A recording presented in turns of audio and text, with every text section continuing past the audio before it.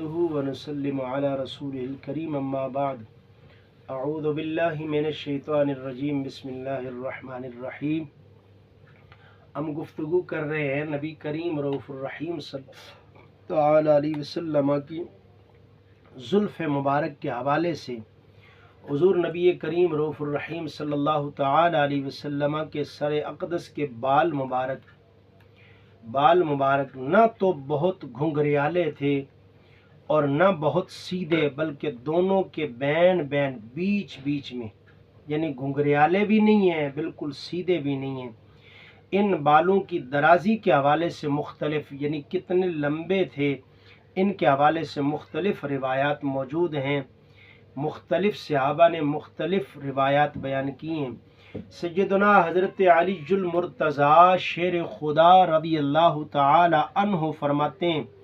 کہ رسول پاک صلی اللہ علیہ وسلم کے بال مبارک نہ تو بالکل گھنگریالے تھے اور نہ بالکل سیدھے، بلکہ تھوڑی سی پیچیدگی خم لیے ہوئے تھے، جن کے بارے میں قرآن کہتا ہے نا وَالضُّحَىٰ وَاللَّيْلِ إِذَا سَجَىٰ۔ یہ جو زلف مبارک ہے، جس کو شاہ عبدالعزیز محدث دہلوی نے کہا، اس کا ایک ترجمہ کیا کہ وَالضُّحَىٰ سے مراد رخ انور ہے، واللیل سے مراد زلف عنبرین، وہ زلف خم کھائے ہوئے تھی۔ حضرت انس بن مالک رضی اللہ تعالی عنہ فرماتے ہیں نبی کریم صلی اللہ علیہ وسلم کے بال مبارک، زلف مبارک کی لمبائی، حضور کے بال مبارک، زلف مبارک آدھے کانوں تک، نصف کانوں تک آتے تھے۔ اسی طرح حضرت براء بن عازب رضی اللہ تعالی عنہ فرماتے ہیں کہ نبی کریم صلی اللہ تعالی علیہ وسلم کے بال مبارک گھنے تھے اور کانوں کی لو تک آتے تھے۔ کانوں کی لو تک، یہ جو نیچے کا یہ حصہ کانوں کی لو تک آتے تھے۔ ام المؤمنین سیدہ طیبہ طاہرہ زاہدہ عابدہ صدیق باپ کی صدیقہ بیٹی حضرت عائشہ صدیقہ رضی اللہ تعالی عنہا فرماتی ہیں آپ کے بال مبارک کے حوالے سے کہ آپ کے بال مبارک کانوں کی لو سے کچھ بڑے اور شانوں سے کم ہوا کرتے، یعنی کندھوں کو ٹچ نہیں کرتے تھے اور کانوں سے نیچے ہوا کرتے تھے۔ اسی طرح اگلی حدیث ہے، حضرت براء بن عازب رضی اللہ تعالی عنہ فرماتے ہیں کہ آپ کے بال مبارک کندھوں پر پڑتے تھے، یعنی نبی کریم صلی اللہ علیہ وسلم کے زلف مبارک کے بال مبارک کندھوں کو چھوتے تھے۔ ان تمام روایات کو جب اکٹھا کریں گے تو اس سے مراد یہ ہے کہ کبھی نبی کریم صلی اللہ علیہ وسلم کے بال مبارک آدھے کانوں تک تھے اور کبھی نبی کریم صلی اللہ علیہ وسلم کے بال مبارک کانوں کی لو تک تھے، کبھی رسول اللہ صلی اللہ علیہ وسلم کے بال مبارک شانوں سے اوپر تھے، یعنی شانوں کو ٹچ نہیں کرتے تھے، اور کبھی رحمت کونین صلی اللہ علیہ وسلم کے بال مبارک، زلف مبارک وہ شانوں کو چھو رہی ہوتی تھی۔ ایک عظیم تابعی ہیں، بہت بڑے امام ہیں، حضرت محمد بن سیرین رضی اللہ تعالی عنہ۔ آپ فرماتے ہیں میں نے عبیدہ سے کہا کہ ہمارے پاس رحمت کونین صلی اللہ علیہ وسلم کے کچھ بال ہیں جو ہمیں حضرت انس سے یا حضرت انس کے اہل یعنی ان کے گھر والوں سے ملے ہیں، ہمارے پاس کچھ بال مبارک ہیں زلف مبارک کے۔ تو حضرت عبیدہ رضی اللہ تعالی عنہ فرمانے لگے اے محمد بن سیرین، تم بڑے خوش نصیب ہو، ان بالوں میں سے اگر کوئی ایک بال بھی ہمارے پاس ہوتا تو میرے لیے دنیا و ما فیہا کی ساری نعمتوں، ساری دولتوں سے بڑھ کر افضل و اعلیٰ وہ رسول اللہ صلی اللہ علیہ وسلم کا زلف مبارک، حضور کا بال مبارک ہوتا۔ حضرت انس بن مالک رضی اللہ تعالی عنہ فرماتے ہیں کہ میں نے دیکھا سید عالم نور مجسم صلی اللہ علیہ وسلم حجام آپ کی حجامت کر رہا ہے اور آپ کے اصحاب آپ کے گرد حلقہ بنائے ہوئے ہیں اور یوں حلقہ باندھے ہوئے ہیں، وہ چاہتے ہیں صحابہ یوں حلقہ بنائے ہوئے ہیں اور لگتا یہ وہ چاہتے ہیں کہ آپ کا بال مبارک جو کینچی سے کٹے وہ زمین پر نہ گرے بلکہ ان کے ہاتھوں ان کی گود میں آئے، اور وہ صحابہ نبی کریم صلی اللہ علیہ وسلم کے بالوں کو پھر سنبھال لیا کرتے۔ حضرت انس بن مالک رضی اللہ تعالی عنہ فرماتے ہیں کہ رحمت عالم صلی اللہ علیہ وسلم مزدلفہ سے مینا میں تشریف لائے. یہ حج کے موقع کو حضرت انس بیان فرما رہے ہیں. مزدلفہ سے مینا میں تشریف لائے، پھر جمرۃ العقبہ پر کنکریاں ماری، پھر قربانی کر کے اپنے مکان پر تشریف لائے. پھر آپ نے حجام کو بلایا اور اپنے سر مبارک کے داہنی طرف کے بال مبارک منڈوائے، اور پھر حضرت ابو طلحہ رضی اللہ تعالیٰ عنہ کو حضور نے یاد فرمایا اور انہوں نے وہ بال عنایت فرمائے. پھر حضور نے اپنے سر مبارک کے بائیں طرف کے بال مبارک منڈوائے اور وہ ابو طلحہ کو پھر عنایت فرمائے. اور ساتھ ہی میرے کریم آقا صلی اللہ علیہ وسلم نے حضرت ابو طلحہ سے فرمایا، ابو طلحہ میرے یہ بال لے جا کر باہر میرے صحابہ میں تقسیم کر دیجیے، میرے صحابہ میں تقسیم کر دیجیے. گویا نبی کریم صلی اللہ علیہ وسلم کے بال مبارک ایک تو صحابہ کا عقیدہ ہے کہ یہ خیر و برکت کا باعث ہیں، یہ صحابہ کے اور میرے اور آپ کے آقا و مولا کا فرمان اور تقسیم کرنا حضور کا یہ بتاتا ہے کہ یہ بات میرے نبی خود اعلان فرما رہے ہیں، میرے غلاموں میرے زلف مبارک، میرے بال مبارک، منہ مبارک تمہارے لیے خیر و برکت کا، عزت و عطرت کا باعث ہیں. اس حوالے سے حضرت عثمان بن عبداللہ رضی اللہ تعالی عنہ ایک حدیث بیان کرتے ہیں. وہ کہتے ہیں میری زوجہ، میری بیوی نے مجھے پانی کا پیالہ دے کر ام المؤمنین سیدہ حضرت ام سلمہ رضی اللہ تعالی عنہ کی طرف بھیجا. اور میری بیوی کی یہ عادت تھی کہ کسی کو نظر بد ہو جاتی یا کوئی بیمار ہوتا تو وہ برتن میں پانی ڈال کر حضرت ام سلمہ کے پاس اسے بھیج دیا کرتی تھیں. اور ام سلمہ کیا کرتی؟ کوئی دم درود ہے، دوائی ہے، علاج ہے، گولی ٹیبلٹ ٹیکا نہ. حضرت ام سلمہ رضی اللہ تعالی عنہا کے پاس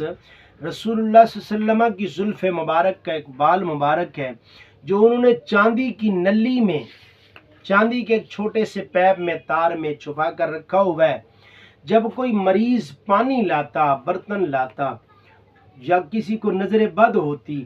تو حضرت ام سلمہ کے پاس پانی لایا جاتا. ام سلمہ رضی اللہ تعالی عنہ وہ نلی سے وہ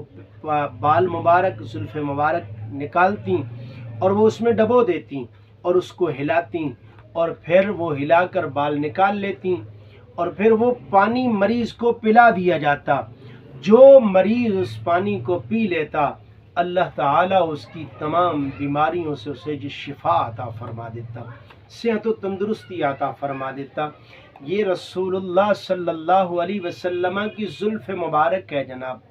یہ رحمت کونین صلی اللہ علیہ وسلم کے منہ مبارک ہیں جناب، یہ حضور کے بال مقدس ہیں. اور پھر اس حوالے سے آخری بات میں یہ عرض کروں، جنگ یرموک ہے، میدان کارساز سجا ہوا ہے،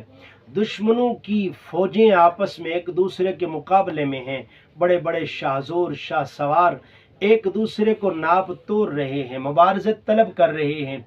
اور عالم کفر سے ایک نوجوان، ایک شاہ سوار، ایک جری انسان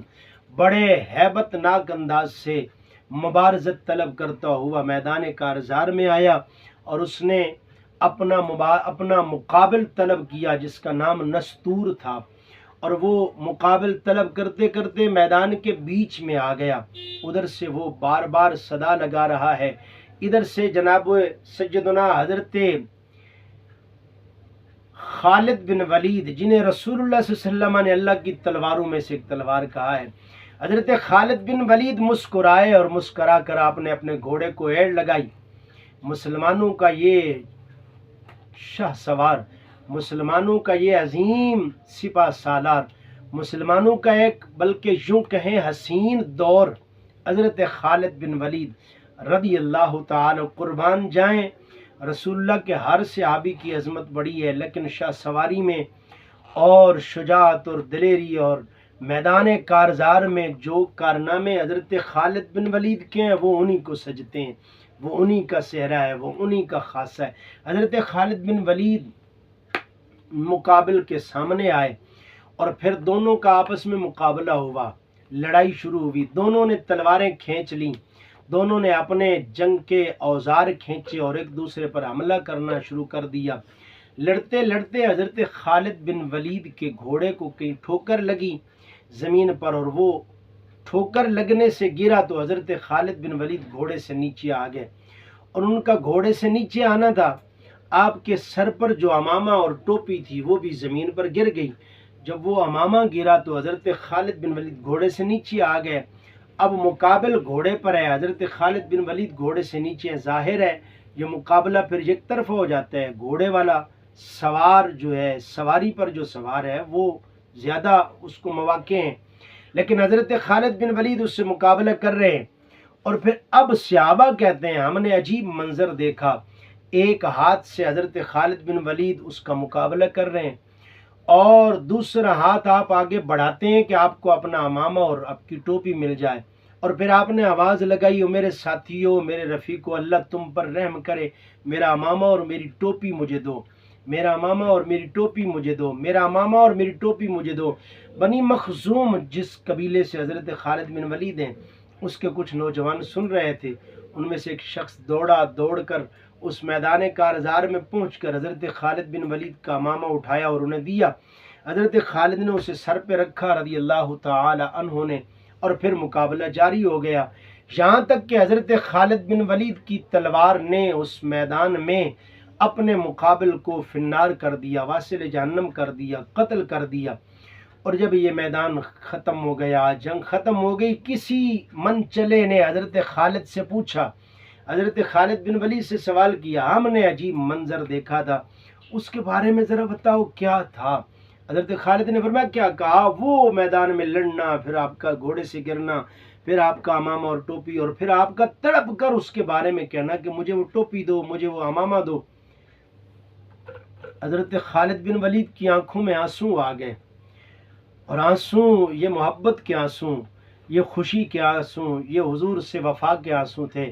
حضرت خالد بن ولید نے کمال جملہ ارشاد فرمایا، سامعین، آپ نے فرمایا میں جس ٹوپی اور عمامے کے لیے اتنا حریص تھا، میری اس عمامے کے اندر ٹوپی ہے، اس ٹوپی کے اندر میں نے سید عالم نور مجسم اپنے آقا و مولا صلی اللہ علیہ وسلم کے پیشانی مبارک کے کچھ بال ہے جو میں نے سی رکھے ہیں، اور میرا یقین